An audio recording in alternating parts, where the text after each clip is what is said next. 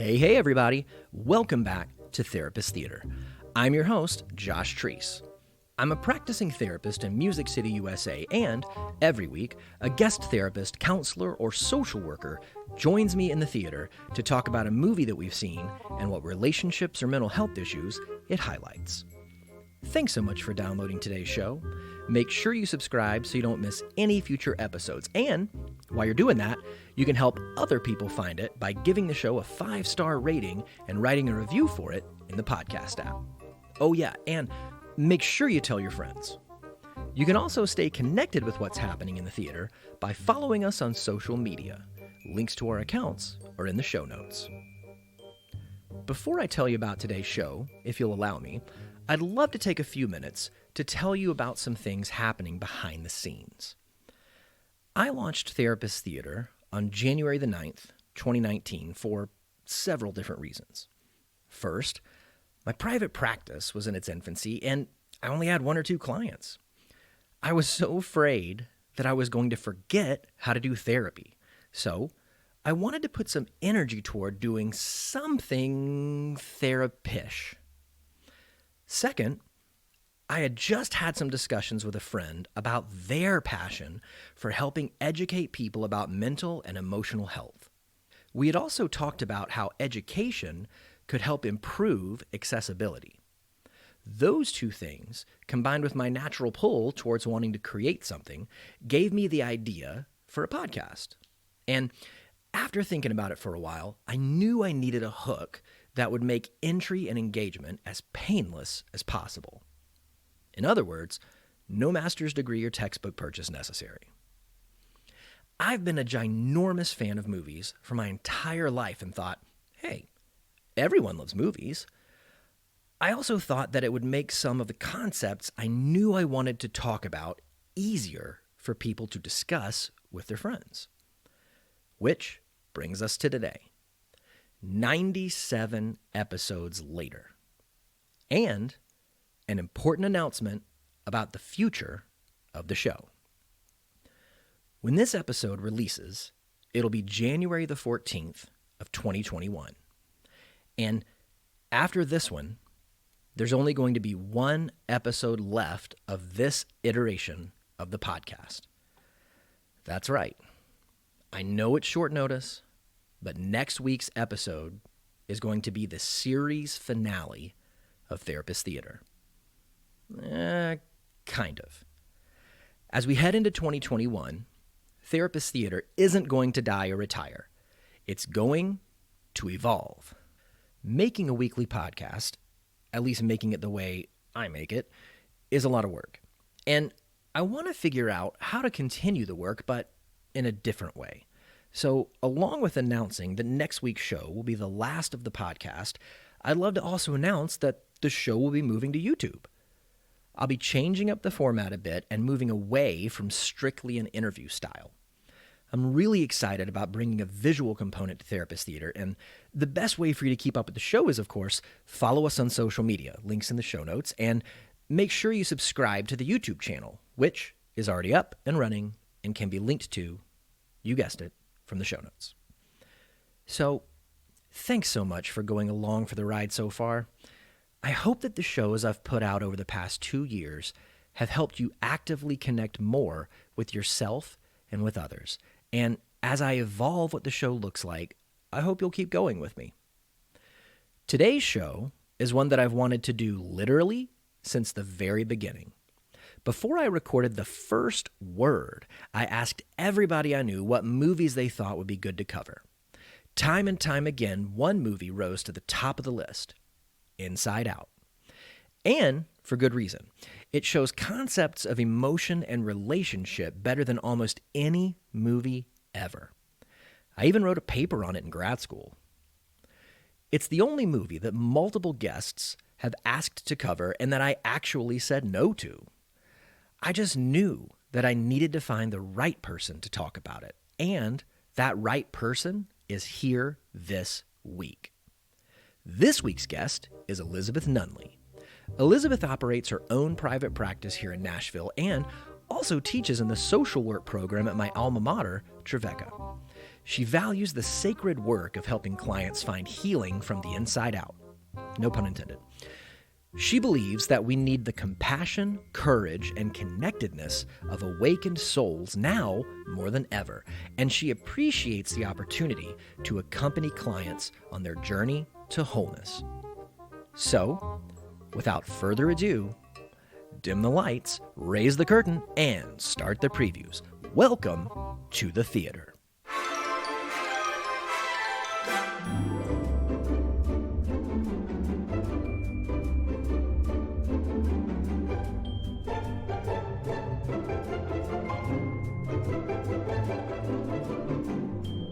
Elizabeth, I am so excited to have you on the show today. I can't even tell you how much I was looking forward to this for so many different reasons. And now you're here and everything is right in the world. I'm so happy to be here talking about one of my very favorite things to talk about. Nice. Yes. Well, I start every interview by trying to understand about my guest how we got to where we are. And I like to oftentimes start by asking, before you got involved in counseling or therapy, in whatever way you first got involved in it, be it as a client or a student or I guess student would have to come before practitioner. But did you have any idea of what therapy or counseling was? And where do you think that idea came from, if you had it? Yeah. Nothing super concrete comes to mind, but what I gather was probably from, funny enough, movies. So I'm guessing just movies, seeing people lying on a therapist's couch. So the couple of movies that come to mind, I feel like, what's the movie, The Baby Steps? What about Bob? Yes. So What About Bob? I remember his therapist a little bit. I've never had a guest want to cover What About Bob. And now that you mention it, I am shocked. Totally should, right? Yeah. What About Bob comes to mind. Good Will Hunting was such a favorite movie of mine for a really long time. And I remember feeling so connected to the work that they did in that movie. So that might have been one of the most accurate preconceptions I had based on a movie, because it was just so powerful. I think it was interesting to hear you bring up, like, a couch. Because I think for me, up until I want to say The Sopranos, I think in most depictions of therapies in things that I had seen up until then was a very like psychoanalytic, like Freudian kind of practice, because it was like a person had a Shea lounge in their office that the client like laid on and they sat behind them. And it was always the same. Now tell me about your mother. Like that kind of, is a Freudian thing, and then all of a sudden The Sopranos, where they're sitting in regular chairs in an office, like having a conversation. Yeah. I've never seen The Sopranos. It's good. Do what? No, I was going to say it's good. I don't know if I would tell anybody they have to see it. Right. Like, right. Yeah. I'm sure I saw bits and pieces of other types of therapy via TV shows or movies. I definitely thought therapy was probably more advice giving. That's what I was going to ask you. Yeah. Next is, even seeing those depictions, maybe what did you tell yourself was going on? Right. In those things? Well, that people that really needed help sought advice from someone who knew better, was older, wiser, more educated. Absolutely the expert would have been my thought about what therapy was, which plays into just my own parts that come up around authority and needing someone to be the expert and have all the answers. So I probably projected some of that onto what I thought therapy was. But I feel like just based on being friends with Terry Murphy, who as well. Yeah. I got a little bit of a cheat sheet on you before before we talked today. Oh, yeah. And Terry just said that, like me, that you are an Enneagram 6. And so high five. Yeah, there you go. Yes. So I feel you with the authority thing. Yes. And it's been an interesting, like that, when I was in grad school, I think it was like towards the end of, at least halfway through before I even heard anything about Enneagram. Yeah. And it was like Sarah Hopkins, Terry Murphy, Amanda Grimmy Bradley, all of a sudden we're just saying all these numbers. Right. And I'm like, right. wait, what are you, what, huh? And then I got into one of the last 3 classes, psychological assessments or something. And, the last kind of project was take 6 to 8, assessments on yourself and then present yourself to the class. And so I went to Johanna Powell, and she administered her version of the Enneagram thing to me. And when she was pulling out this stuff about, 6ness, I was like, wait, that doesn't make any. Oh, I'm doing it. Yeah. And I think that the thing that got me was the management of fear as either the daredevil or the overly cautious, and having that be within the same person. Polarization. Yeah. Yes. Well, parts, which is what we're here to talk about. And I remember what got me really connected to the fact that I was probably, that I lead with the type 6, how I like to say it, was and it's not something that's really widely talked about with the 6, but it was in some literature that I came across that 6s are a bundle of opposites. And I was like, nothing has ever described me better. And I, of course, questioned and still question if I'm really a 6. But I always return to that. And I think that connected with parts work, that the Enneagram and IFS have given me such a lens for how to make sense of myself, which is very important to me as a 6, but also how to be with myself, not only make sense of myself, but how to be with myself in a way that is really kind and compassionate.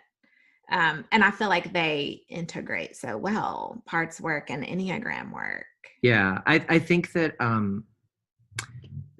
a weird thing about language is that there's some stuff that a person experiences inside of themselves, and until there's a word to go along with it, it doesn't feel like they can understand it. And I think that comes from like a story making or a meaning making part of ourselves, where we know that we're experiencing something, but we don't even know how to say it or talk about it to find out, is this typical? Is this something other people go through? And so because of that, we tell ourselves, it's almost like a shaming thing. We tell ourselves, well, don't let it out, because people will find out that you've got, this thing inside of you that is, no one else goes through or is able to go through. And so it's got to be wrong, And so I think that when you get pieces of language like that, it's freeing, in a way. I also think the part about the 6 that rules, if I understand rules, I hold way too tight to them because they help me feel safe. If I don't understand or agree with them, I will burn the house down in my expression of how I don't like them. Yes, I love that you said that. We're not here to talk about the Enneagram, but we could. I heard it said 6s like to know the rules so they can choose which ones they would like to follow. Yes. And when I heard that, that was probably the second most applicable description of the 6 that resonated with me, because, and that's how I know I'm not a 1, because I go back and forth sometimes, but 1s don't relate to that in the same way that a 6 does.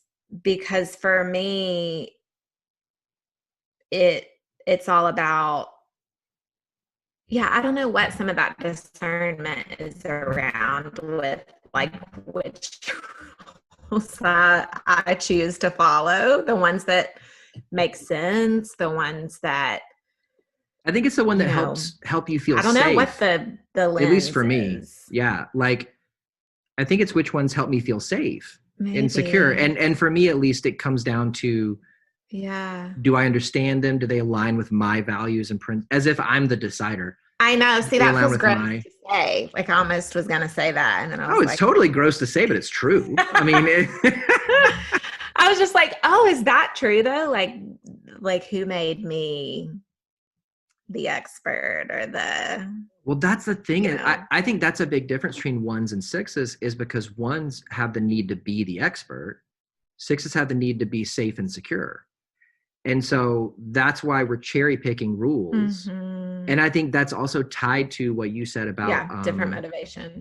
Yeah, I think it's tied to what you said about our relationship with authority. Like, because we are slow to trust our insides, we look for external authorities to put way too much stock in. Right. Because we believe, all right, cool. Well, if I go to them and they tell me something's right, good, the next step, whatever it is, then I don't have to do what I feel is the riskiest thing and trust my intuition, trust my inner self. And so I think that that's the same thing with the rules, is because we take a look at a list of rules and we go, yeah, those 4 make perfect sense. They feel really safe. They're good guide rails. Wait, those don't align. Right. Those don't align with me at all. Get rid of those. I'll rebel against those.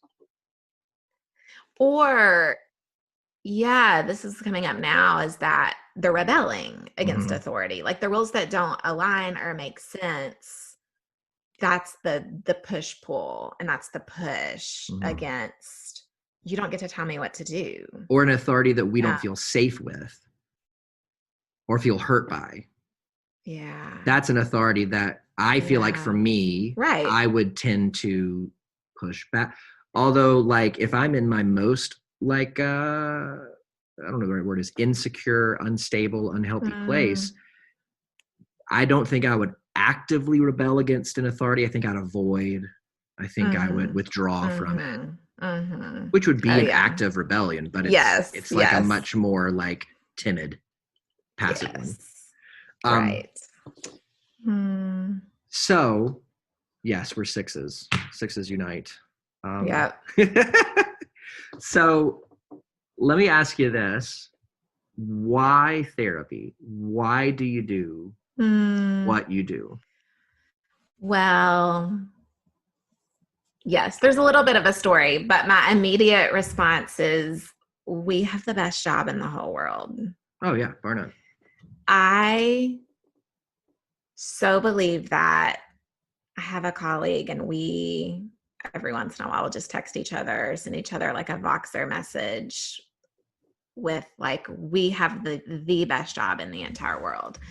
So there is a part of me that's like, why wouldn't I want to be a therapist? Because it is such an honor and a privilege. It is deep and meaningful and good, holy, sacred work.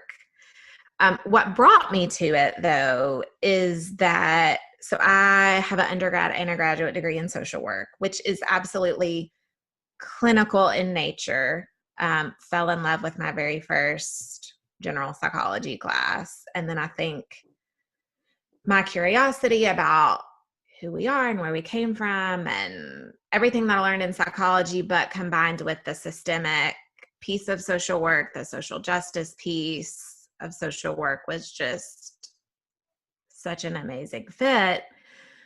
But you can do a million different things with a social work degree. So I did not ever fully think like I'm going to be a therapist. Even getting my MSW, my internship was in clinical work, but not in, let me sit down with you for 1 hour and be your therapist. It was more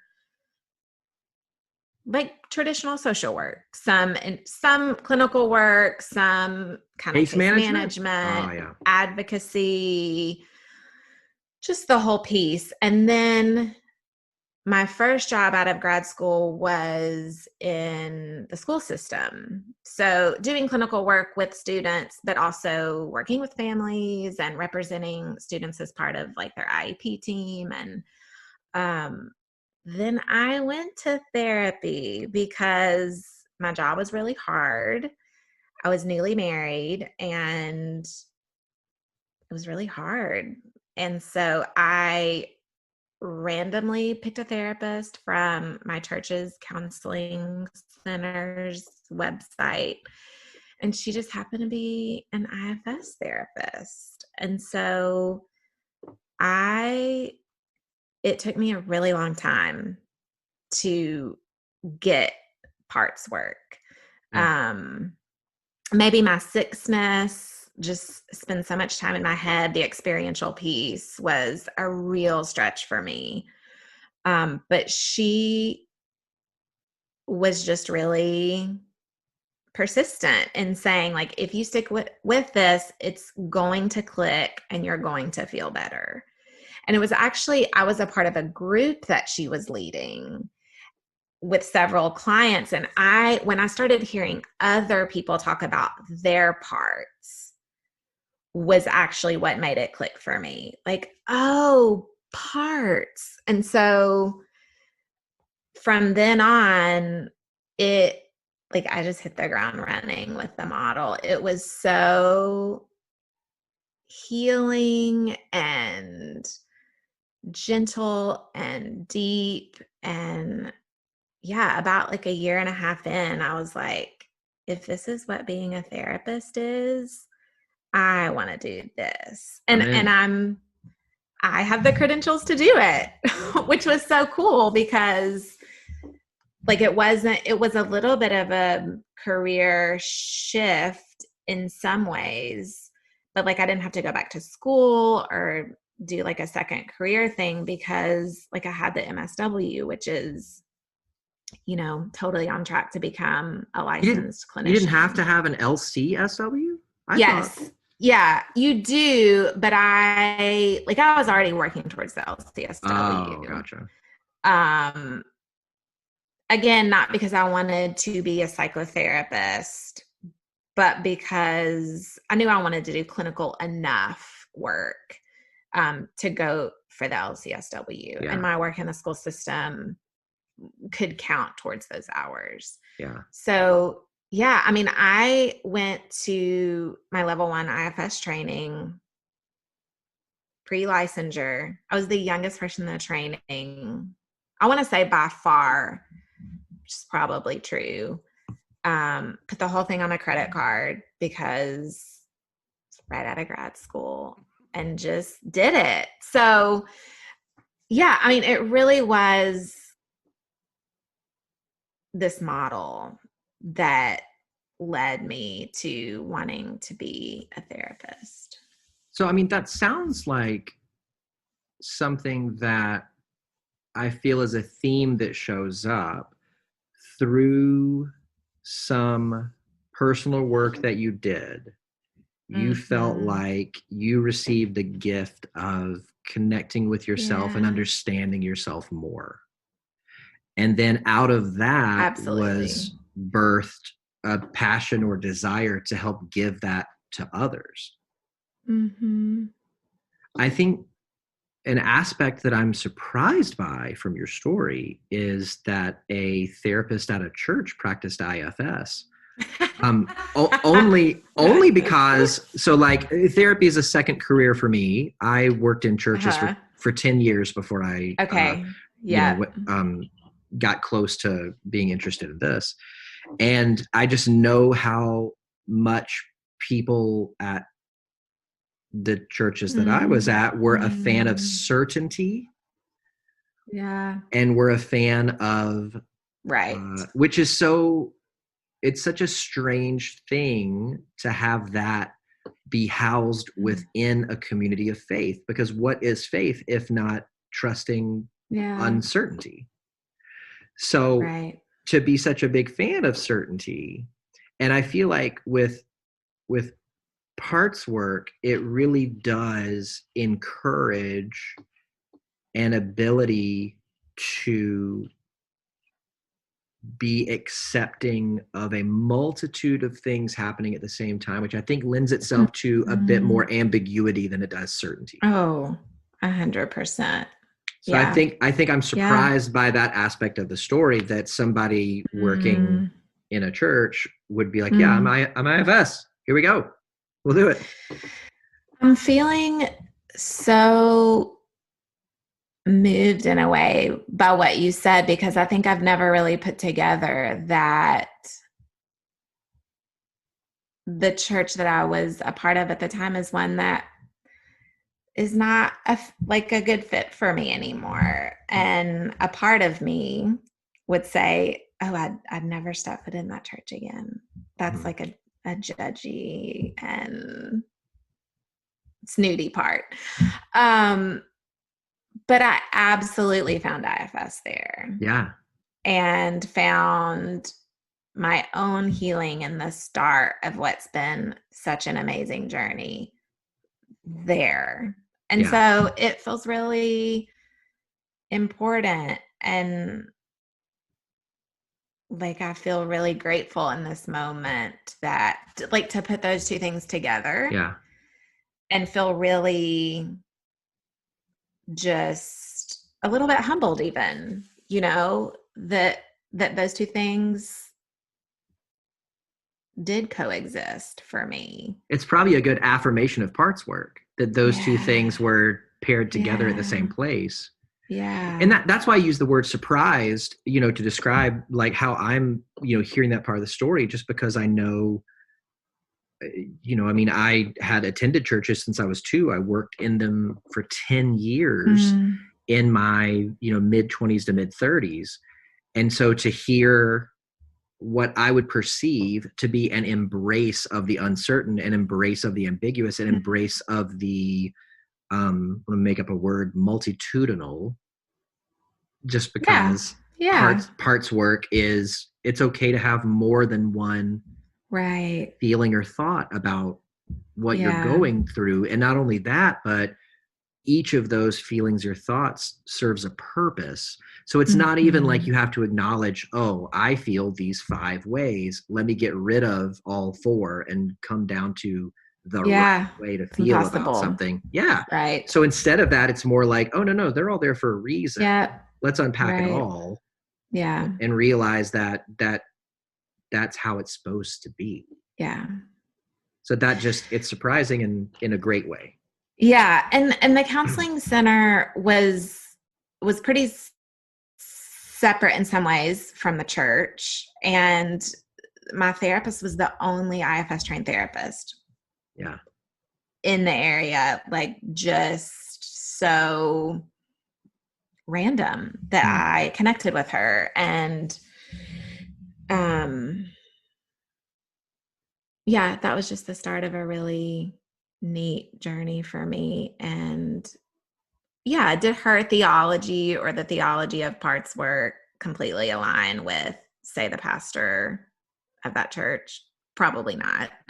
But there was enough trust in that counseling is absolutely a really important part of lots of people's healing and a lot of people's, healthy spirituality, that there was, there was a level of trust there. So. Well, and clearly, like any good relationship, any good therapeutic relationship is the same way. When a foundation of trust is built, um, you know, it's amazing where you can go. It's Mm-hmm. amazing when you are with somebody that you trust, how it feels so much safer to go deep within yourself. Right. Yeah. Well, before typically right now, I'd say, well, let's talk about a movie. But before we get there, I want to talk a little bit about parts work in IFS, Okay. just to kind of maybe lay a foundation of where we're going to go. So, IFS, internal family systems. That's a funny group of words. Mhm. Like, what does internal family systems mean? Right. Right. I have modified my IFS elevator speech so many times. I'm just going to try to like pick and choose, and you can ask questions. Sure. And yeah, I mean, the movie really is such a beautiful, like, depiction of the model. So I'll probably just briefly say, like, internal family systems is this idea that we have our own little family living inside of us of opinions, feelings, thoughts, beliefs, trauma, gifts, vulnerabilities, and that our complexity as humans is best described in multiplicity. Um, and there's this idea that as we connect and get curious to those different places inside of us, especially the ones that are needing attention, which is often what brings folks to therapy, that we, as we befriend those places inside of us, that they soften and that they start to trust us. And in particular, the core self, this idea that there's this deeply, I would say spiritual place inside of each of us that is hardwired for healing, that Richard Ward talks about the face I had before I was born. And that's how I describe the self, that it is kind of the ground of being. It is the adult, wise. The model has these 8C words that are very cheesy, but also incredibly beautiful: compassion and connectedness and curiosity and clarity and creativity and calm and confidence. Sure, I've left out a couple, but that when those places inside of us learn to trust the self, that life starts to feel way less chaotic and confusing. We don't get hijacked by these parts of us near as often because they listen and trust and allow the self to lead. So kind of like an orchestra, the self is the conductor, the parts are the instruments. We don't want to get rid of instruments. There would be no music, but we also don't want the drums trying to outplay the violin. That's chaotic and dysregulating and is not synchronous. And so, yeah, some of the kind of key, I call it the key theological viewpoints of IFS is that no parts are bad. They're all working for our good, that they want to help and support us. They may have learned some unhealthy ways of doing that, or ways that just simply aren't working for us anymore. We can't get rid of parts. What we fight, we strengthen, and what we resist persists. And so the more we fight our anxiety, our addiction, our depression, our fill in the blank, the stronger it's going to get. And so that's a real paradigm shift for folks. It's a paradigm shift for me still after 15 years of doing my own parts work, but it works. And so when we turn towards what is causing us pain or confusion or what is, messing up our life, that's when real change starts to happen, when we get curious about it, when we listen to it, Yeah. when we connect to it. And so, yeah, that's kind of my IFS elevator speech. I think that what we fight, we strengthen part speaks loud to me, because like how do we typically fight or things that are within us? We deny, we withdraw, we Criticize. Yeah.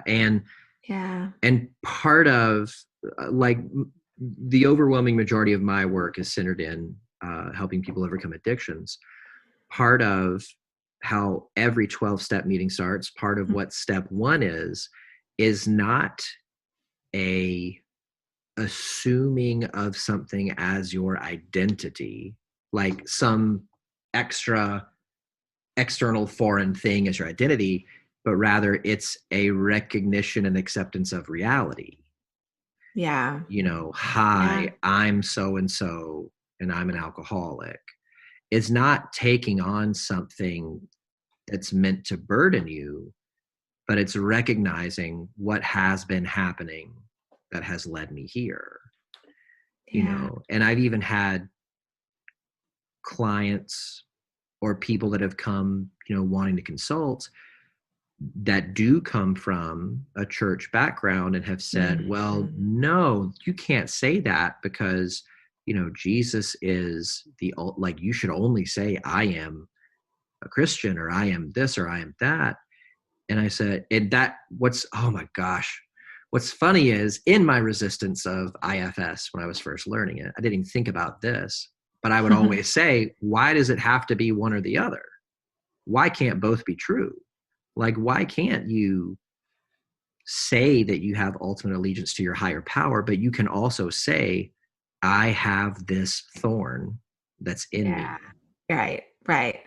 That I have one friend who has said this many times, and I've often, when he first started saying it, didn't understand it and probably resisted it some, but he said he battles addiction. He said, I think God made me an addict on purpose so that I could have greater knowledge of my need for dependence on him. And it's this, not an either or, but a both and. I am both of these things at the same time. And I think that so when you were talking about fighting and strengthening, I thought, oh yeah, because until you accept, it's not a matter of choosing what's going on. It's a matter of recognizing what's already happening. Right. Yeah. Being connected to reality. Yeah. Life on life's terms. Yeah. It is interesting, because I'm thinking about, there is a part of me that does a little bit of a cringe when I hear that, like, I'm so-and-so and I am an alcoholic or an addict, or, and I have another part that has so much deep respect for 12-step work, and it works. I wonder, though, I wish I'd prepared this, because I don't know if I can come up with it on the fly, but through like a parts lens, I wonder if saying something like, I'm Elizabeth, there is a part of me that is an alcoholic.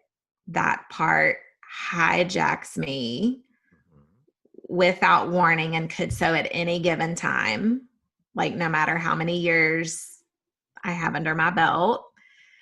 And it's really hard to have a lot of self leadership when that part is in the driver's seat. And so I think that farther down in the steps, that's where people end up. Right. I think at the beginning, because there's been so much denial for so long. Yeah. That part of starting the work is just saying, I am an alcoholic. Yeah. Because it's coming to terms with something that's the most true at that moment. I think, with recovery, there's positive recovery and negative recovery. Negative recovery is when you start, what's this thing that's hurting me? How do I take it out of my life? How do I subtract? Very quickly down, like a Mm-hmm. little bit further down the road, you start going into positive recovery. How do I add things in that help me become more me? So it's almost like a breaking down to a realization and an acceptance of this thing that has controlled my life. And then Mm-hmm. once you find what you called the true self, the face, what was it Richard Rohr said? The face before what? The face I had before I was born. Yes. Once you find that, it's a growing intimacy with that. And then it's learning how to feed that, which is what the positive recovery is. And so I think once you get to that part, Yeah. Yeah. then I think 12 steps actually has parts work with that part, because they Mm, talk about when your addict takes over, when your addict yeah. wakes up. And I think that Cool. is parts language. Right. I just think at the Absolutely. beginning, Yeah. because Yeah. most addicts have become so good at Yeah. compartmentalizing and denying and, well, that's Parts, not, right? Other yes, parts. that you got to get things down to one thing and then Yeah. go up from there. Totally. That makes sense. So I, at some point in grad school, remember somebody coming into the counseling center and um, talking about, I guess in a broad way, uh, roles or labels that everybody has in their parts. Oh, okay. Are you still with me? Well, my internet did a thing and Did now I'm it back. did it freeze? It like lost connection and then I reconnected and Okay. yeah. Oh well, I was just asking. Somebody came in. I can't remember their name to talk about IFS, and they talked about labels or roles of parts, firefighter, manager, and so I was wondering, like, Yeah. if you could say something about Okay. that. Yes. So there's this idea that parts kind of fall within three categories. No, four. So firefighters, managers, no, just three. Firefighters, managers, and exiles. So exiles being the parts of us that we've exiled away because they're hurting, suffering, in pain, carry traumatic memories. Like they really are ones that we don't want to have really close to the surface very often. And then there are, so I typically say protectors, which kind of which do include firefighters and managers, because kind of sometimes there's an overlap. It just feels a lot more organic to me than having to label a protector, either a firefighter or a manager. But the idea is that managers are more preemptive in kind of staying ahead of the pain or discomfort. The firefighters are more about reacting when you are triggered, um, in a hard place, when some of those that exile energy is showing up. And so firefighters kind of come in and say, enough, we're gonna like put out the fire. And so more manager parts can tend to look like, you know, hardworking, controlling, I mean, managing life, managing stress, managing difficult feelings and emotions. I mean, those are behaviors that we reward, especially in Western culture. Absolutely, 100%. And then firefighter behaviors are ones that we judge and shame and stigmatize. So those are typically,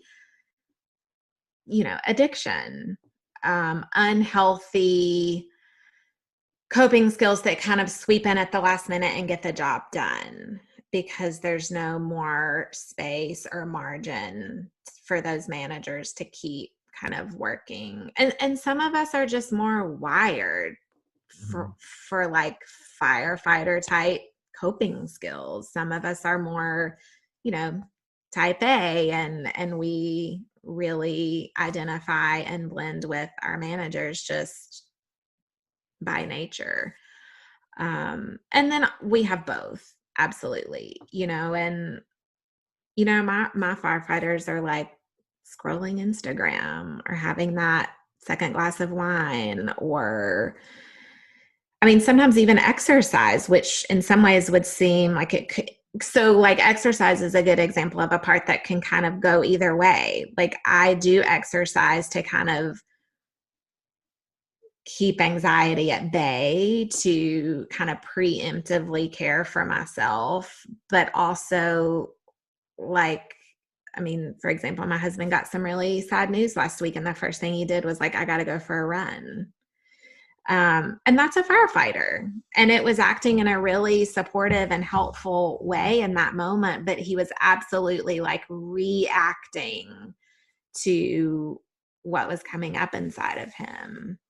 So that's a little bit of a, hopefully not too confusing explanation of the firefighter manager piece. Firefighter manager exiles, or if you want to put firefighter manager in the protector kind of category. Yes. And then would the fourth part be the true self part? Like, kind of the fourth, like energy going on. Yeah. Would be self.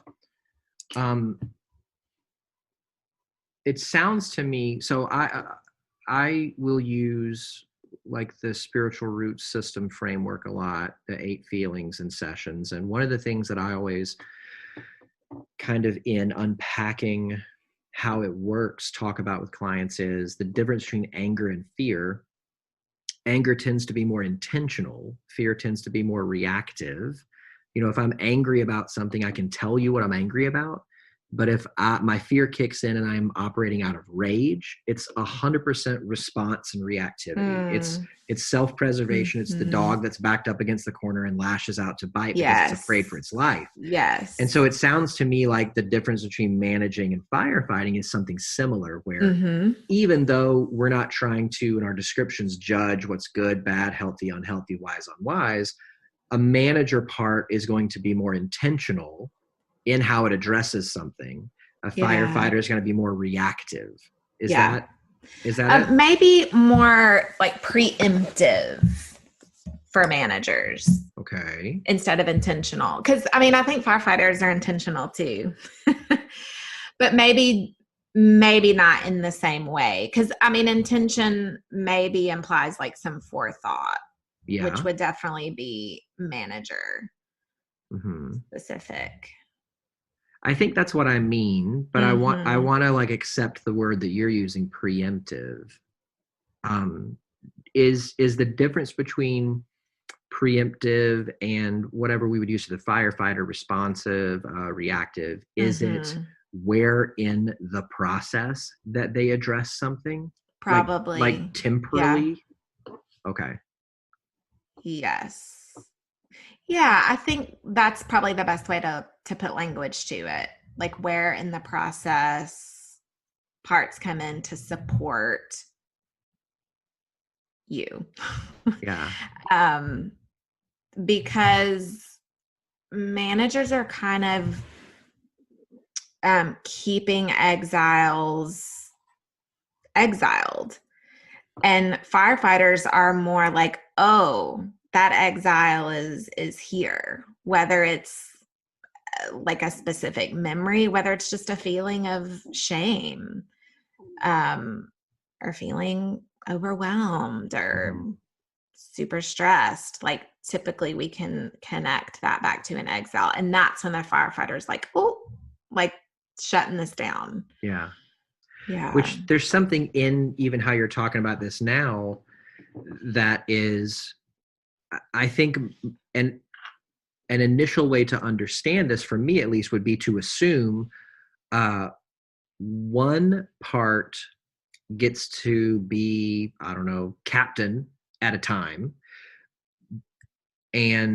But it seems like I'm hearing you or at least I think I'm hearing you say, managers and firefighters can work together on the same project, for lack of a better term. Maybe managers are trying, but it's not coming together the way that it, necessarily needs to be. So the firefighter is going to come in to support, to back cleanup, if you will, to pitch the closing innings. Rather than maybe a person going, oh, I need this part right now, let me activate it. No, I need this part right now, let me activate it. It's more like, they're all working together towards the same thing. They're just trying to support each other. And often in equal but opposite ways.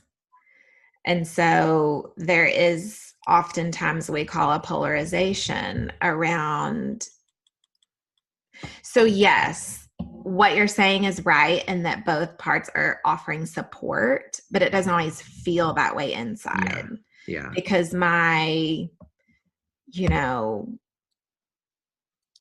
over exercising, like to stay in shape and look thin part really doesn't like my I ate 4 Oreo cookies and an entire candy bar, literally, last night. And so like those parts don't really like each other, hence family system. And so there are these relationships between parts that can be really complex and can create kind of additional layers of suffering sometimes because they have really different opinions about how to take care of the person. And to answer your question, yes, it is very, very organic and often happens within like a split second, Have you ever heard of Marilyn Murray and the Murray method of trauma resolution? No. So, do you know what a trauma egg is? No. Okay. So she's got a way of understanding trauma that she calls the 3 bears method, where, some childhood trauma will happen, and that creates the lonely child, which is often depicted as like a small teddy bear. And as a way of protecting the self, out of this trauma, this creation of the lonely, hurt child, rises a survivor part, which is often depicted as a larger teddy bear. And so that's going to be kind of your firefighter, like you're aggressive, you're fighting back, responsive kind of thing. Although with her, it's not like the lonely child is a manager part. It's more like this is the exile. This is what we're trying to protect. Right. Kind of thing. And then above that is going to be the healthy adult, the true self. Yeah. And I remember this was something that was used in my therapy as a client. And I remember like telling my therapist, oh, I don't connect at all with the healthy adult. I don't connect at all with the survivor, but I know about being the lost child. And I remember her saying, do you have a job? Do you show up on time? Do you pay your taxes? Like, do you pay your bills? I was like, yeah. She goes, sounds pretty healthy to me. So there is an active part of you that is this healthy adult. Right. And I remember it felt like that was a time of like connecting with, oh, so I'm not just a messed up, like there are parts of me that are working. But that kind of her method of like trauma resolution, now that I'm hearing you talk about parts work, feels very like born out of IFS kind of way. Yeah. And I think that is a huge part of our work with clients, helping them. So there's this piece of like when a client is connected to a part, getting to know it, having the part look back at the client and being curious about what do you see? And oftentimes before there's a lot of like self to part connection, the part will say, I see like she's 4 or she's, so the part, the protector doesn't realize that there is a self. Yeah. Because it just sees the client as the That one needing hurt child. protecting. Yeah. So much of it is about self is such an ally. Yeah. That the part isn't the only one trying to support the exile or just the client in general. Like a perfectionist often thinks like it's all up to me. Yeah. Like if I don't nail this, if I mess up, if I'm, not perfect, like it's over. And to see that like, oh, but there's this self that wants really good things for the client also. The perfectionist is like, oh, thank God, right? Like I can soften. I don't have to work as hard. I have soften. I said that yesterday with a client. What is that? Soften. Yeah. But the part will soften and feel like there's this real, they're allies. The self, the way you're talking about it, feels like a real anchoring presence. Yes. Kind of a Yes. reminder of why are we doing what we're doing? Like, what are we heading towards? What are we trying to be? Because I feel like, for a protective part, it would be really easy to get carried away in like a mission of we've got to do everything we can to save this. And then for the true self to come in and say, oh no, I don't need saving. Like I can. Yes. And absolutely, these traumatized parts of you need lots of help and support and healing. And the part isn't the one fully responsible for that. So are Because, parts like functional instead of uh, identifying? These terms working? Like a person's firefighter may kick in to accomplish something, but that's different than that anchoring true self part. mm-hmm, mm-hmm, Is that it? mm-hmm. Yeah. Okay. Because I'm trying to stop short of saying that firefighter's not a part of that person. It's not, because it is a Mm-hmm, part of them, but mm-hmm. it's also not the truest expression of them. Yeah, it's just a part. Yeah. It's a But it part. sounds like you're giving a little more weight to the true self part. So the true self isn't a part. And I think Oh, that is so much better experienced than it is talked about. So when a client, so that would be a little bit of a difference in what you talked about with the bear thing. yes. I, as the therapist, don't have to convince you that you have a self, or that, like, clients sometimes will say, like, that self part of me this week was this, and this. And I'm like, but that's you. Yeah. Like, that is you. And so we always kind of want to see, like, we are looking through self's eyes. So we're not like seeing self or connecting to self. We are self. Okay. So the parts are contained within self. Um, or not. Parts. Okay. So we typically say, where do you feel the part in or around your Yeah. body? Here, listeners, is where the ambiguity comes in that we were speaking about earlier. It is. And it can get, and so Yeah. that's why I love the actual internal work of the model, because we Mm-hmm. could talk about it and even do mental gymnastics about it forever. And that's a fun piece of it. A part of me appreciates that. But it feels so different to say, hey, can you just shift your focus inside right now? Where do you feel that fear? Mm-hmm. Where do you feel it in and around your body? How do you feel towards it? What does it want you to know about itself? How's it trying to support you? Yeah. What is that? Ask the perfectionist what it's afraid would happen if it didn't do its job. Mm-hmm. That is so different than like, well, where's the self and the parts and who's a marriage firefighter? Is just that piece of our system. Our parts are hardwired for survival. Everyone has a self.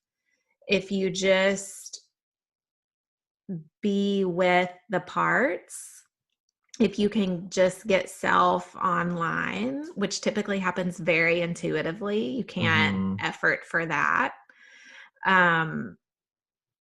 Then the train is moving always. Yeah. And it looks different for every single client. Some clients feel parts in their body. Some have images. They're cartoon characters. They are only body sensations. Yeah. Or they're,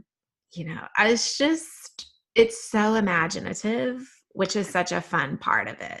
I was working with a client a few weeks ago and started doing parts with them, and in an effort to get them to embrace conflicting feelings about something. Right. Yes. And in an effort to try to help them easily access those different things, kind of give us a common language, I asked her to name the different parts, like give them a personified name. Yeah. And for one of them, she's like, I can't think of a name, but I can tell you what it looks like. Yep, perfect. And then it was like she described a person. Yep. And I was like, oh, what do you think a person that looks like that is named? And then right there, boom, she had a name.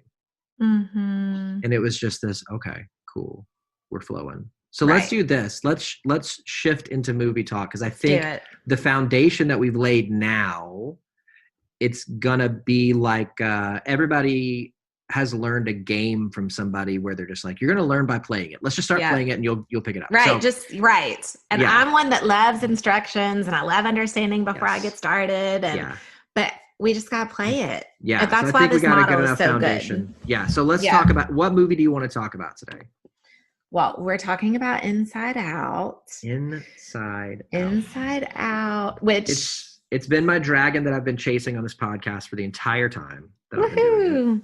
And we're finally here. Pixar, Inside Out. What about this movie? Like, is this movie just IFS? Like, is that what it is? It is so close, truly.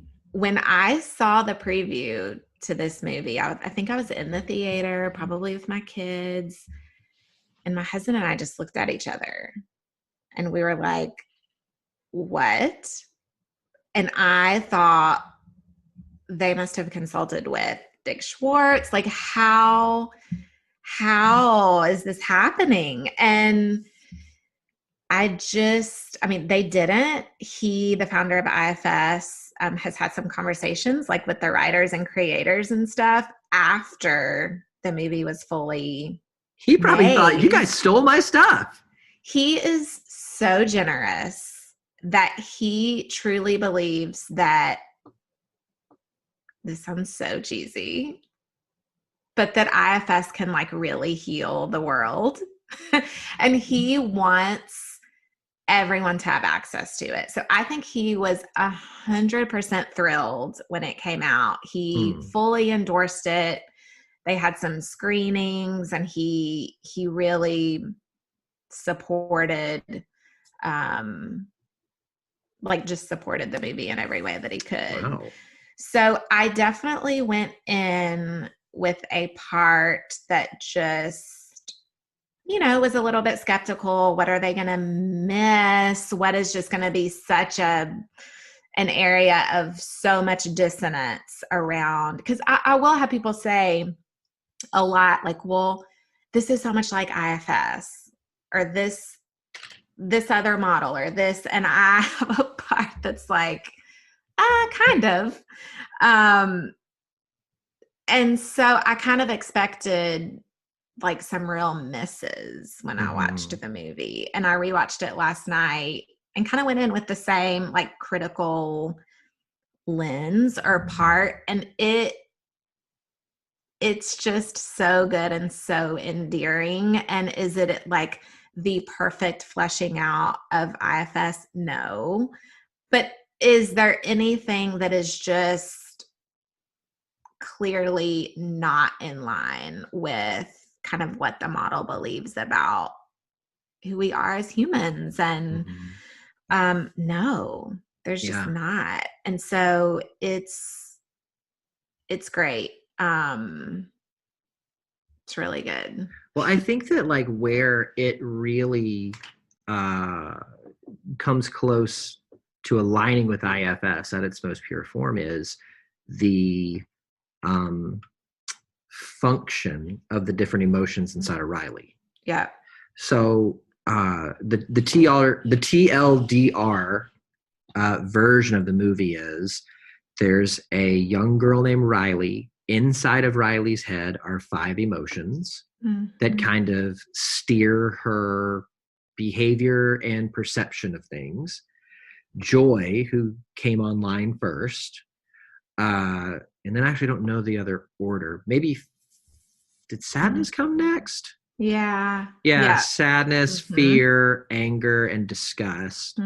So like the actual 5 feelings don't really fit with kind of the typical, labels of parts that you were describing earlier, but the interaction between them does. Yes. And the function of them in Riley's life really does. Absolutely.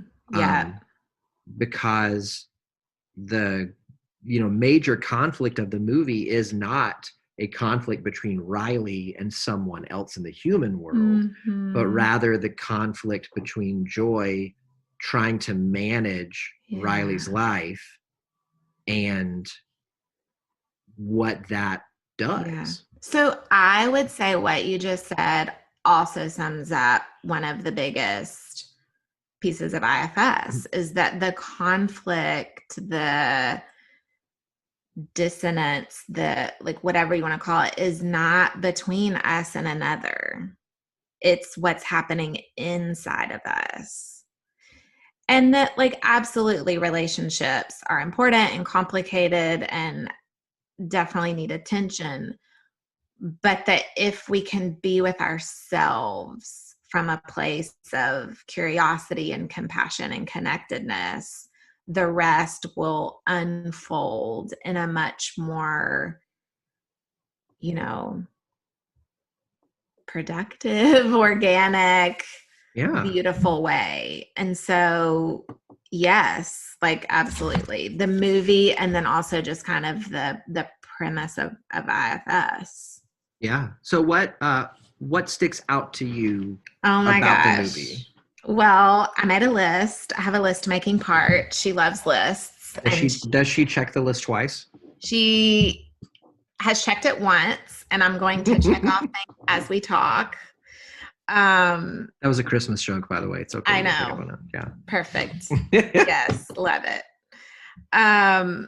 The first thing I noticed was that our parts work so hard on our behalf.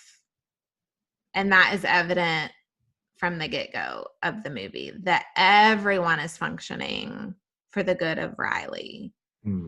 And then what was very evident was that the feelings had a relationship with each other. I mean, very quickly, Joy was trying to rein in sadness. Fear was fussing with another feeling. Like that is such a huge piece of parts work, is that we don't just have all these parts in a self. The parts have like really big feelings about how each other try to support us. And so I loved watching the interaction, between the different feelings inside of her. And then to take that a step further, our parts interact with parts of others. So the scene where they're at the dinner table and Riley's parts and Dad's parts and Mom's parts were, having reactions to each other's parts was such a beautiful picture, an accurate picture of, my productive part isn't such a big fan of my husband's I want to relax part. Or my lawyer part doesn't like his "you hurt me, I'm going to call you out" part. I mean, and so when parts are relating to each other without a whole lot of self energy, things spiral really fast, which is what happened at the dinner table when, I mean, things got really escalated and Riley left and things, feelings were hurt and trust was broken and relationships kind of spiraled in that moment. And so I thought that was such a fun and lively example of how that goes down all the time. Yeah. I think it's interesting to think about when certain parts show up in different people. X part in you meets Y part in me. Yeah. They could become like arch enemies. Like they just do not click. And yet different time, different scenario. Have we both eaten lunch? All of a sudden, those parts that have shown up, they're like best friends. They get along great. Yeah. Right. Yeah. I mean, that to me feels like in like a slot machine, when you pull the handle and those wheel things spin, when those pictures come up, if it's the wrong combination, boom. If it's the right combination, you're a winner. Yeah. And more reliable than a slot machine is self.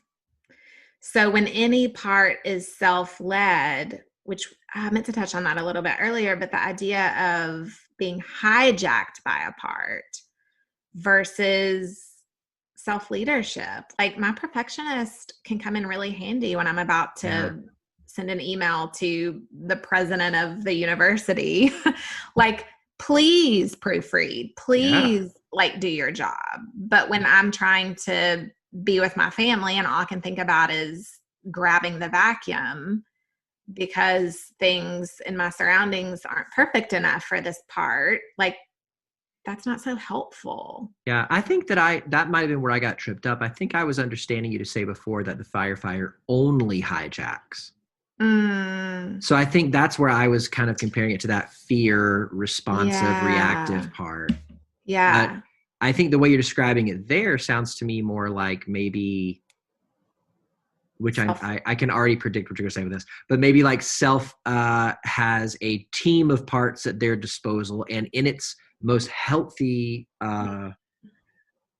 state decides, firefighter, you do this, perfectionist, you do this, and it's kind of calling upon each of them to contribute what it is they can contribute.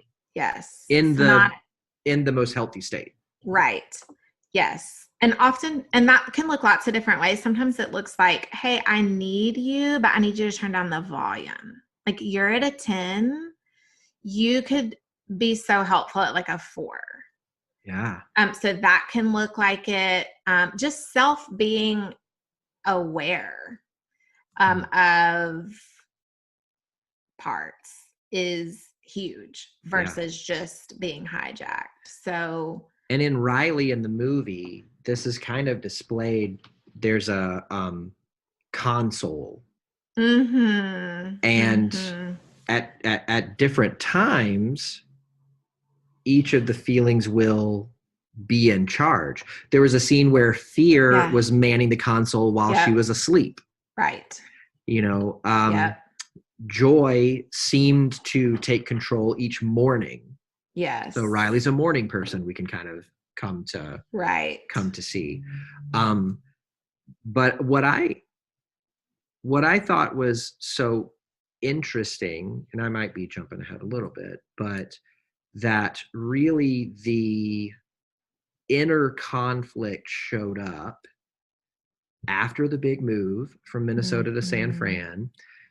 Something had gone wrong in real life. The moving truck didn't show up or something. And Riley's mom came in and said to her, like, hey, this is really tough on dad, so let's make sure that we stay happy for him and smiling. So now all of a sudden, Riley, with my clients, sometimes I'll talk about something happening in childhood, and then as a way of keeping safe, we create a vow. Yeah. So Riley creates a vow. Joy is the only acceptable feeling. Yeah. Yes. And internally, the way that shakes out is the part of joy basically goes into over, not reacting, over functioning. Yeah. Yeah. Role. And so I can't help but look at that. And, you know, with my clients, I talk about whenever we try to ignore or numb one emotion, we do it with all of our emotions. And in Joy's attempt at enforcing the vow that Riley made, I think we start to see, I don't know if they depict a numbing of all the emotions, but they certainly depict a experience of growing apathy, maybe, in life. Like, I mean, you know, literally things start to change from color to black and white. Yeah. Yeah. Yeah. Yeah. I would say like parts make vows, you know, around, you know, mom not only likes when I'm happy, it's needed. And, you know, remember that time I wasn't happy and XYZ happened, and never again. Like, never again is kind of a message of a lot of protectors. Yeah. And so therein is that vow piece of I'll never. Vows to me have either always or never in them. Yeah. Right. Yeah. Really extreme. Yeah. Kind of black and white. And it's coming from a place of self-protection.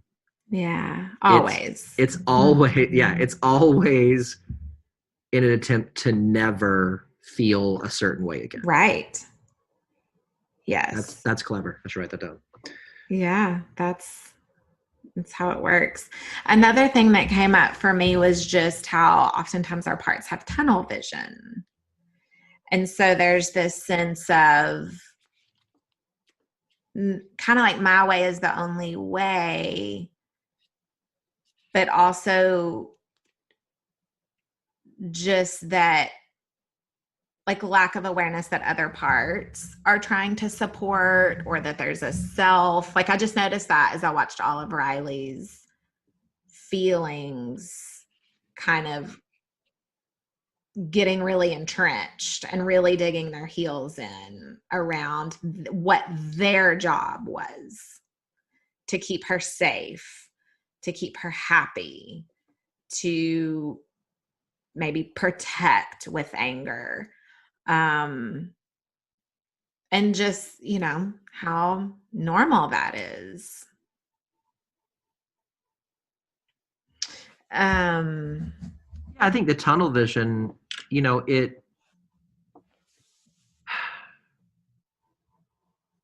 you think you're a hammer, you're going to see everything as nails. It's a lack of perspective. It's a lack of which experience begets perspective, begets wisdom. So, you know, for each part, they've only experienced interacting with the outside world in their own way. So that's the way that they assume they have to address everything. Yeah. Totally. Which I think tunnel vision makes perfect sense in that aspect.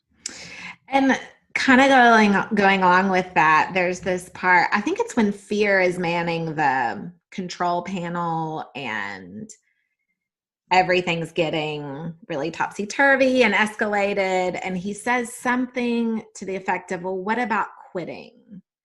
I know it sounds like, I think he said something like, I know it sounds like a coward, but it's a coward's way to survive. And when he said survive, it just really landed with me around, yes, like parts are all about surviving, and they will do anything to survive, even if it means quitting, even if it means using, even if it means, you know, like when the volume is turned up and survival is threatened, that's what it's about. Mm-hmm. And so, and I love that fear was even like, I know that that's cowardly, but we'll do whatever it takes because we're in danger. And I think parts, so one thing I notice a lot with clients is when we really start to connect with the part will often say, I'm really sorry.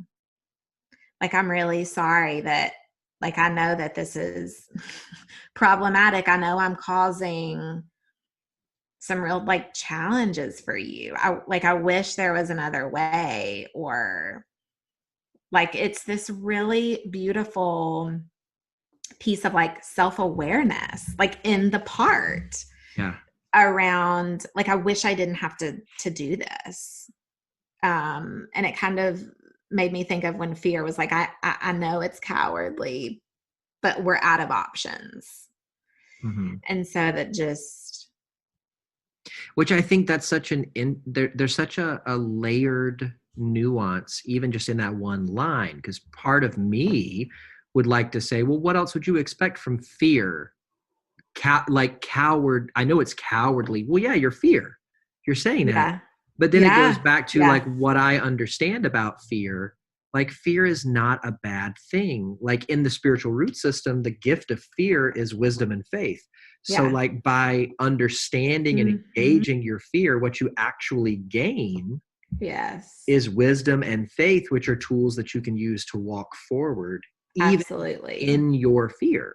You know, that's courage. That's what that's made up out of. And so just even that little bit of a nuanced thing right there, that even fear, who you would expect to embrace cowardice, is saying, in my most activated sense, let's quit. I know it's cowardly, but we'll live. That's all we got. Yeah. But if you think about, so I like integrating the spiritual root system in that, like, when fear isn't at a 10, like, I'm thinking of literally the fear in the movie, the little skinny guy, and he had like, I think he had like suitcases and was like going up that tube, and that's when he was like, I know it's cowardly, but we got to survive.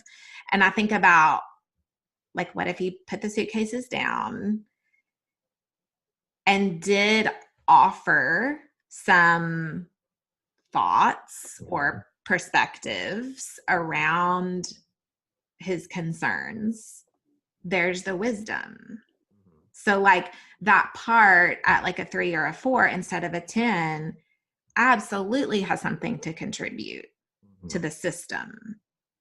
And so, yes, our fearful parts have like tons of potential when they're not hijacking us.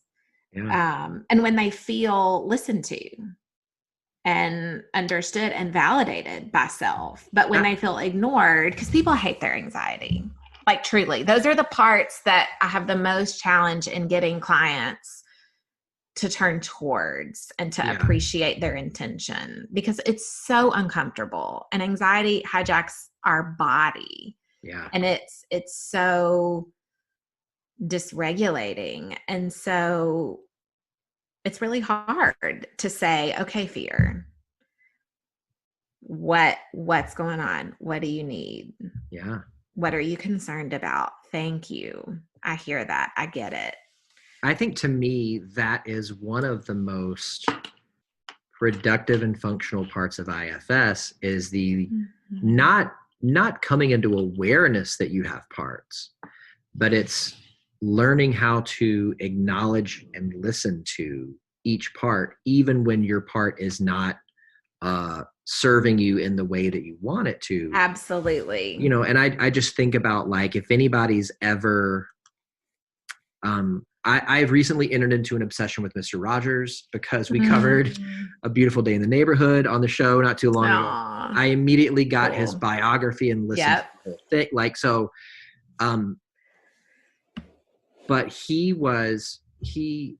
when he was studying in seminary, as well as for the duration of the time he had a show on the air, was consulting with Dr. I want to say Maureen McCormick, specialist in child development. Also studied Eric Erickson's work a ton. Yeah. I was like, holy cow, grad school. It's This amazing. is awesome. Yeah. But something that he always talked about was, helping a child feel seen and heard, and how that immediately helps regulate every time. And I think back to like the videos of the still face experiment in grad school and things like that. And so to me, the biggest, like, I guess, benefit and function of IFS has been learning that when you feel like a part has become dysregulated, anxious, and over functioning, to be able to acknowledge the part and listen to it, and then see how that part kind of like calms it down. And it's just like a kid, a human, whatever. Like when you are seen and heard. And one of my best friends, he was a guest on the show not too long ago, Jared Farley, said one of the biggest ways you can care for a person is to be curious about them. Them. And I was like, dude, that was in like the first 15 minutes of the show. I was like, we gotta stop the show right now. Like that was worth the price of admission. Right. Curious. And curiosity is often the first and easiest quality of self for clients to access. Because if we're talking about a really quote unquote problematic part, which we don't really say that because all parts have good intentions, but one that's really hard to find compassion for, but they can typically get to curiosity, that sense of like, God, why do I do that? That's self. And so we go with that. So send the part your curiosity. Can it see that that you really want to get to know it? And then comes connection and compassion and calm. But that curiosity oftentimes it's right there. Yeah. Let me ask you this, because a lot of times in my life, as well as when I work with clients, whenever a big change, in other words, something that's super scary is coming up, I found in my own personal work, and that's where this comes from, I'm more able to accept it if I frame it as an experiment. So here's where the curiosity comes in. What if for a fixed period of time, I tried this different thing, which allows me to not be judgmental. And then at the end of it, I evaluate the results and decide, is this change work for me? Should I carry it forward? Or should I leave it where it is and try to pick up something else? Do you feel like the way you're talking about curiosity being the first thing a client can access, do you feel like because curiosity allows a distance, a perspective shift that makes addressing it less risky? Yeah. Versus being like that part is being quote unquote problematic, so I've got to stop it. Well, I don't know how to stop it, but I can ask questions. Right. Like I can, Well, and on the kind of the other end of that spectrum, I can't have compassion for it. Are you kidding me? But I can be curious about it. I can't appreciate it. It's ruining my life. Yeah. But I could like maybe wonder like what the story is. So yeah, curiosity feels like safe, probably safer in some ways, and more open. And I think what you said about the temper tantrum, well, I call it like temper tantrum. And I talk about this all the time with my clients, that like when a kid's pitching a temper tantrum,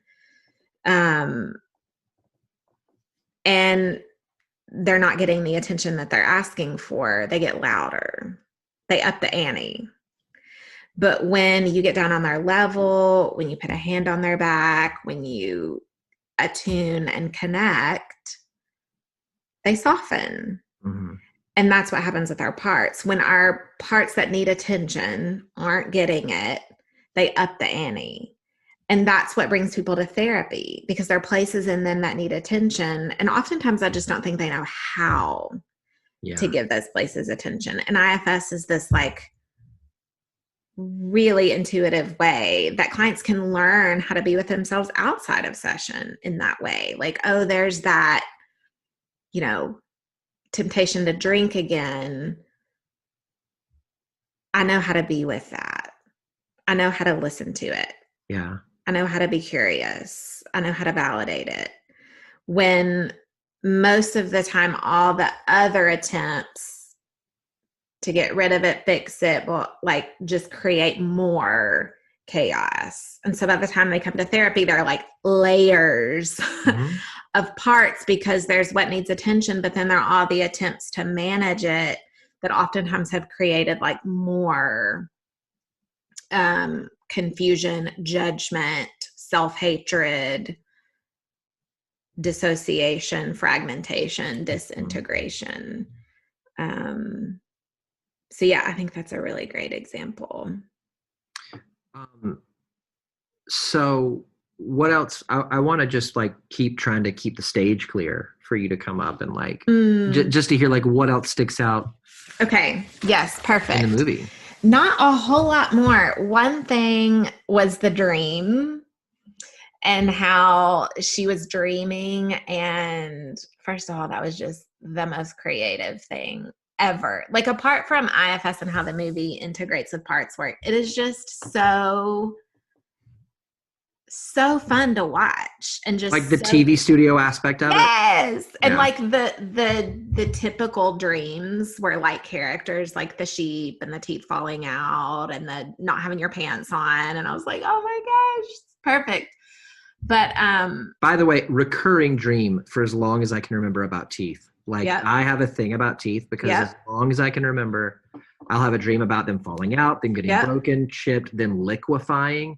In high school, I dreamed I was eating now and laters, and that they kept getting more sticky until they ripped my teeth out. Haven't eaten them since. And so when they had the teeth fall in front of the camera, I was like, oh my gosh, they're in my head. Yeah. Yeah. I did not know that teeth falling out was a recurring dream either. And I have had that dream. Mine is normally just like they feel loose, and then I just kind of like spit them out into my hand. And I'm like, oh my God, my like grown up teeth are falling out. And I happened to mention it to someone years ago, and they're like, well, yeah, that's a thing. People drink. That's a common recurring dream. Yeah. And I was like, what? Yeah. I looked it up, and it was like, oh yeah, it's a symbol of anxiety. And I was like, oh, you mean that thing every human has? Right. All the time. Of course.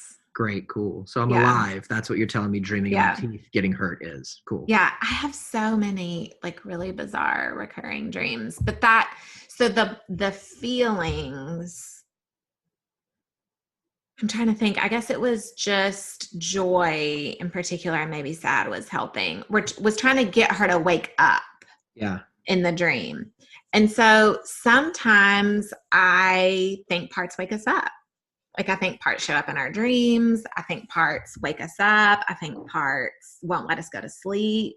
And so I love, encouraging clients, and then even with myself, like, okay, it's been an hour, I'm not falling asleep. Like, what part is that? Like, who's here? What is this part afraid would happen if I fell asleep? What does the part need?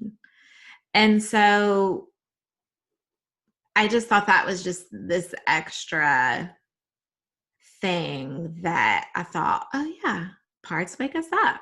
That's what's happening. And then, well, I just loved the overall theme of, like you just talked about with clients, like when something big is coming up or they're in crisis or transition, like parts are in overdrive. Like, I'll have clients come in and they've started a new job or had a baby or huge, and they can't figure out why they're quote unquote regressing, or why does this feel so hard? Or why is my perfectionism kicking up again? I'm like, because that's your thing. That's what you do. Those parts have been taking care of you for your whole life. And you're in one of the biggest transitions that you'll ever go through, of course. And so we see that in the movie, that the move and her transitioning into puberty, like the Like The everyone big is button that said, what does that overdone. mean? Puberty. I know, so cute at the end. But just the beauty of that's how we grow. Like that's how we evolve, is through hard.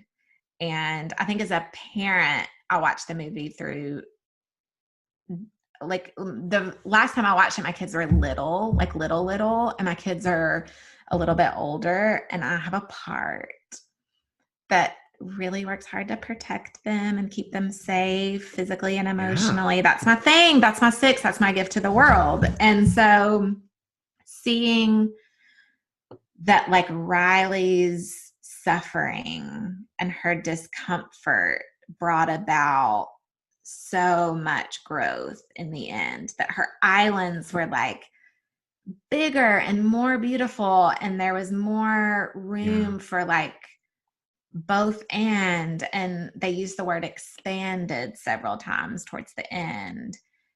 She was expanded. She was like more whole and more evolved and more resourced and more resilient after that. It was just such a good reminder to my like overprotective mom part that this is how we grow. Like we are hardwired like for suffering, as Queen Brene says, and that another social worker. Hardwired for suffering, hardwired for survival, for struggle. We're hardwired for struggle. Yeah. And that parts are along for the ride. And as they go through that with us, they become more integrated. They work together better.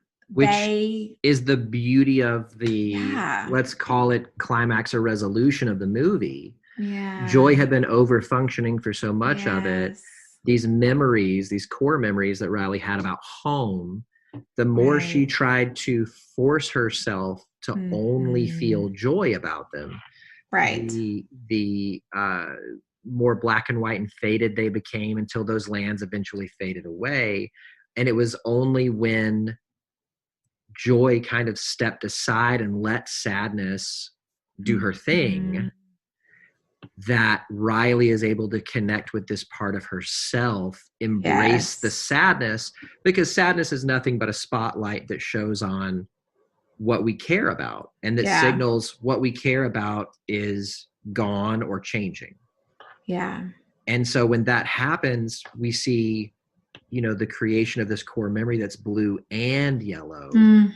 It's happy and sad. And it's by feeling sad. You know, that brings Riley and her parents closer together. She embraces these memories. And so now, instead of only being able to engage with the memories as hurtful, now she can embrace and cherish them. It's not that they're not sad anymore. Sadness gives them their value. Yes. That kind of shows how much they're worth, is recognizing that they make us sad. And so, like, you know, you using that word integration, that's what happens with joy and sadness in the creation of that memory. It's the integration of the two of them. Yeah, I'm glad that you touched on that, because that is the climax of the movie, but I don't know that I have language for it, because it's just so beautiful and so intuitive, and so I'm glad that you put words to that really well. I think it goes into the acceptance of the parts. Like, A, that they're real, and B, that they're not good or bad. And C, that they serve you, that they can serve you. Like that, the climax couldn't have happened without sadness. And it's really easy for us as humans to say, no, joy is the only valuable thing. But we see this movie is the ultimate example of what happens when we fully embrace that as a philosophy. What happens when the things that bring you joy are no longer there? And Joy, just watching her, I felt tired. Like, she is working so hard. And that is often one of the first things that parts will tell the client or the self as they're getting to know each other. I'm so tired. Yeah. And Joy just was wearing herself out and needed a break, needed some support, needed some perspective. I also think until she allowed sadness to play a bigger role, forcing Riley only allowing herself to feel joy about these past things did not allow her to loosen her grasp from them, to develop new things in San Francisco to feel joy towards. Right. Like she could not Yes. play hockey again until she felt sad about her hockey team back in Minnesota and how she wasn't there. Yeah. After she felt her sadness, she was able to join a new hockey team. Yeah. Because she had to really embrace how much that meant to her. Yeah. And grieve. Which is what grief is. It's the process of like embracing the value that something had. Yes. And mourning how it's not the same. And that's what allows us to loosen our grip to where we can find something new to bring us joy. Right. Which is not an easy thing. No. The last thing that stood out to me, I have never noticed this in this way about the movie, which I'm just not a fan of rewatching movies. It's just not something I typically do. I didn't mind it, and my kids were super happy to watch it with me again. But it like this is showing me part of the value in it, because you do pick up on so many new things, and when you're in a different place, you see it differently. But there is this part of the movie where I think it might have been during the dream, and Riley is ice skating, and Joy is just gazing at her. And I think there were some other of the feelings too that were really just feeling super connected to Riley in that dream or memory or whatever it was. But Joy just looked at her and then started like skating with her within the like structure of the mind or whatever like room she was in that moment. But she was like watching Riley on almost like a screen, and she was just gazing at her, and then she like slowly started moving her body, and they just like skated together. And I thought, oh my gosh, our parts love us so much. Like that was such a beautiful picture of how our parts so desperately want to take care of us and support us. And it was a picture of like when our parts and self are connected, there's such a synchronicity. Like they were literally skating together, choreographed, like absolutely in sync. And so when there's self leadership, it's like such Bessel van der Kolk talks so much about like that idea of synchronicity, and there's such an internal synchronicity. And so that scene, more than any of the others, so stands out to me. Wow. Because it's just really, really beautiful. It feels like that's an expression of being truly connected to yourself. Like finding those things that light you up, or I guess with any emotion, like being curious and finding, what is it about what I'm experiencing that's causing me to feel this, and to truly embrace, engage, and experience your emotions, no matter which one it is. Right. Would I think produce that kind of synchronicity in you. I can't help but think about like, Mr. Rogers again. He has this line in the movie, and it's in the book because it was something he said in an acceptance speech of his Lifetime Emmy Award. But he said, take a moment to think about all of the people who loved you into being. Mm-hmm. And in the movie, he even goes a little farther in talking with the person he's with, who's experiencing conflict with his father at the time, to say that even though right now, you're in conflict with your dad and it hurts so much to be around him, he is responsible for a part of you. Like, you are who you are, even though right now you're emotionally cut off. And I'm expanding upon what he said, but Yeah.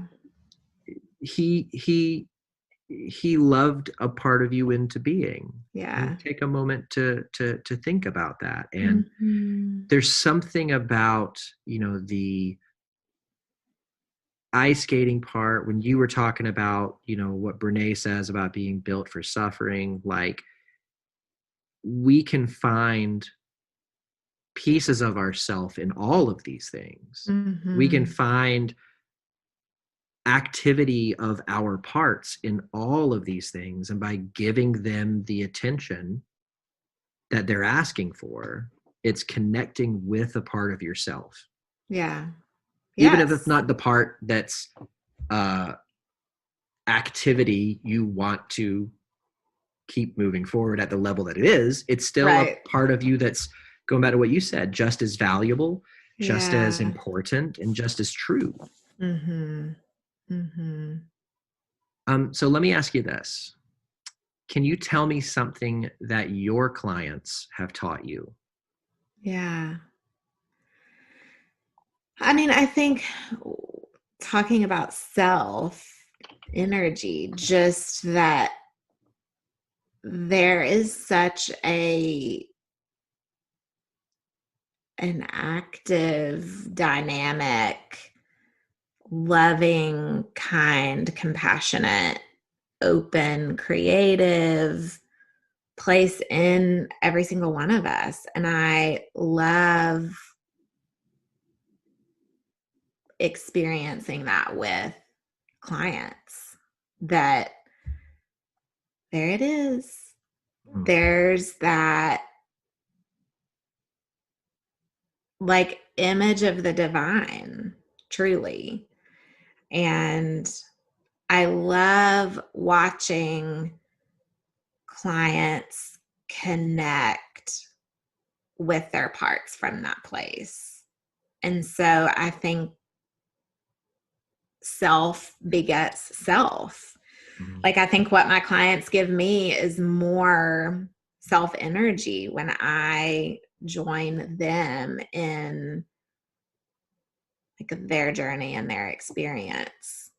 Not to mention, just I literally learn things from my clients like every day. And so the more I do this work, the less of any kind of expert I feel, but more of a, like, truly a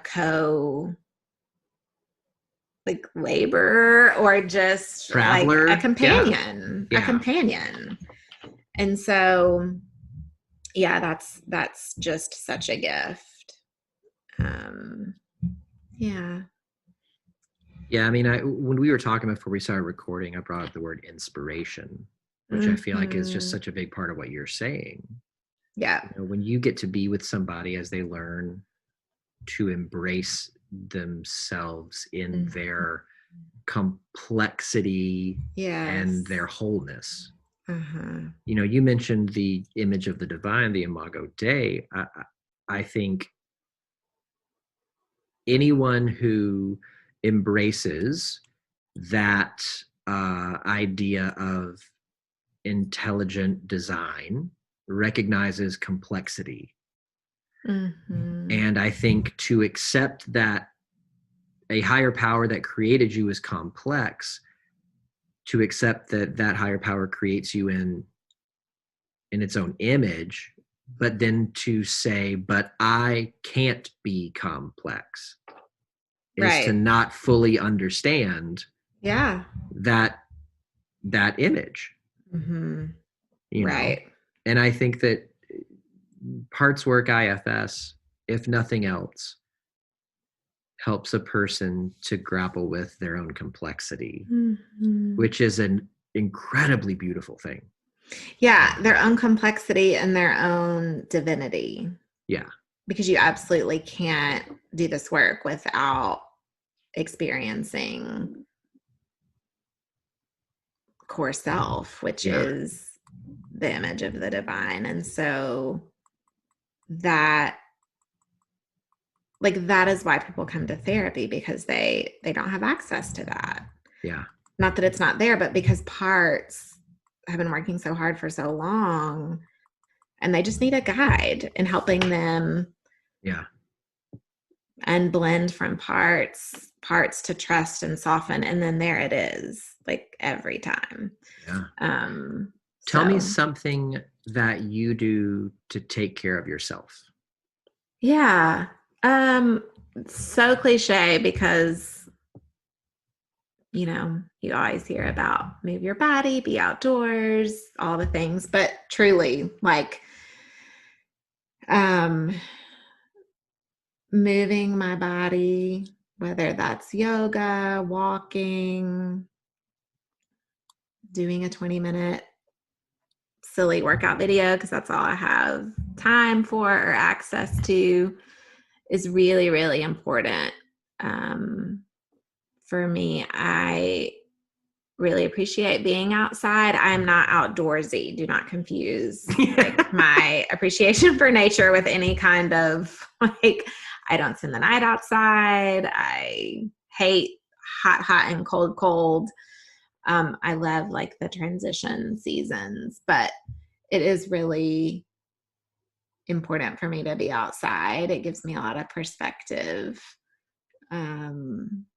And yeah, I think eating well and nourishing my body is something that's really good for me. These are all things that I'm like, have a part shaking its finger at me right now. It's like, you really need to do all of these things. And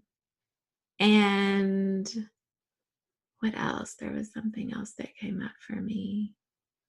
Yeah, I think just some kind of spiritual practice, whether that is meditation or journaling or spiritual direction or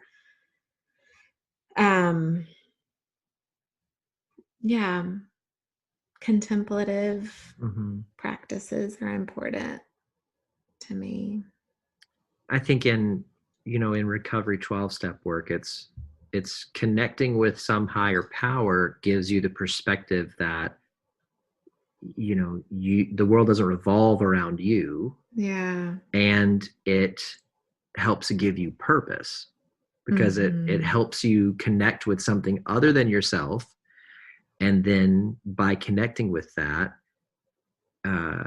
or even in the attempt at finding something to connect with, it gives you a direction. It gives you something to move towards. Yeah. Which is, I think, it's a need for every human. Yeah. So let's say that people were listening to today's show, and rightfully so, they thought, you're amazing, and they love IFS, and they love you, and they'd love to connect with you and become your client. How can they do that? Yeah, at my website, elizabethnunley.com. And people reach out to me for lots of different reasons. They're interested in potentially becoming a client or supervision, or they are really curious about IFS but are wondering if I know someone that works on like a sliding scale fee or sliding scale fee? Is that how you say it? I don't think there's a right way. Sliding fee scale, reduced fee, reduced rate, like yeah. I always just want to say sliding fee scale. I always want to mix up those two words. Yeah. And I can either tell you what I have available or what I have going on, and I'm super happy to point people in other directions too if need be, because there are a growing number of IFS clinicians in the area, which is super, super exciting. How long has IFS been around?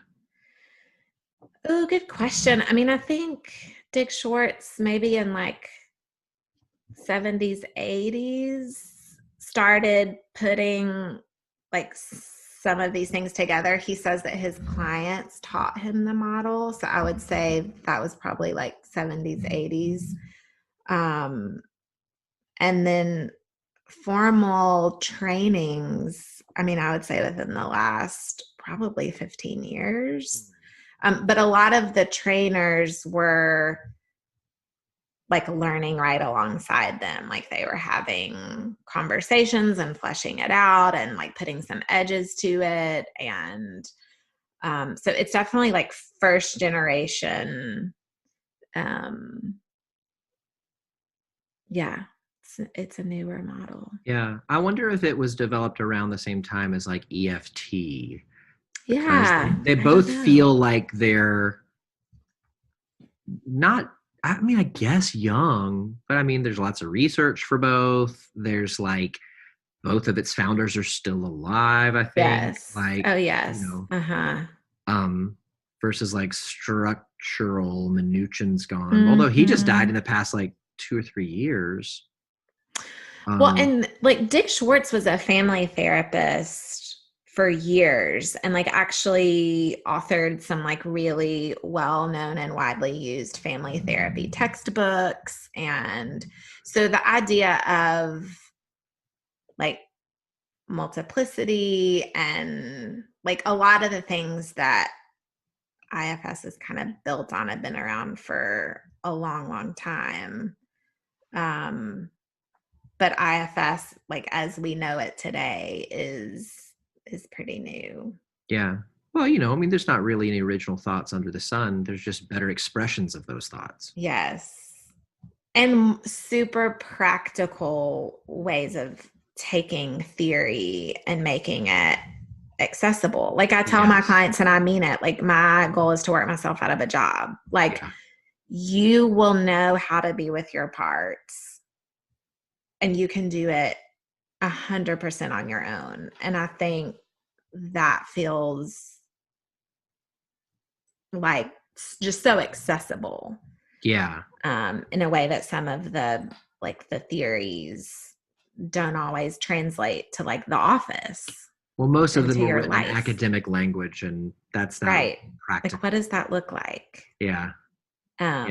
Nobody's buying peer-reviewed articles at the checkout line at the grocery store. Yeah, not very digestible. Yeah. Elizabeth, I can't even begin to tell you how much of a dream it has been to talk about this movie with you and to learn about IFS from you, but also just to learn about your work and who you are and how you got there. Thank you so much for coming on and being willing to share. It's just been awesome. You're welcome. Thank you.